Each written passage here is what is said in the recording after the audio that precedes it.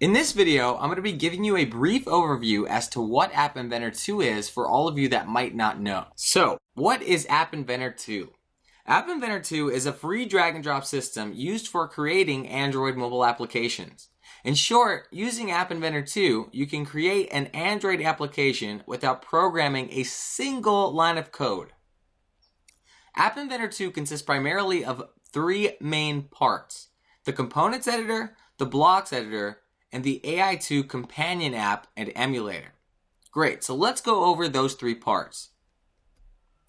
The components editor. The components editor is where you place all the items or components you want to include in your application. Once a component is added, you can customize it to suit the needs of your application. Usually, you'll be adding many different components to your applications. Some components you may work with in App Inventor 2 include buttons, images, labels, and more.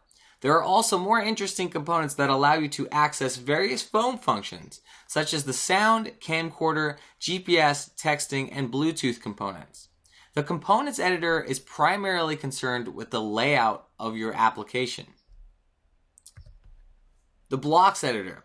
The blocks editor is where you will add advanced functionality to your applications. You add this advanced functionality in the blocks editor by combining blocks, which acts very similarly to Lego pieces. By combining these easy to configure blocks, you are performing a task very similarly to writing code.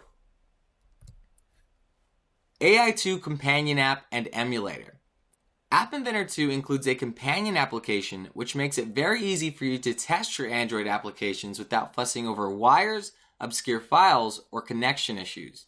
You very simply connect your Android device to the same Wi-Fi network that you are using App Inventor 2 on, and with the press of a button, you can test your applications easily and efficiently.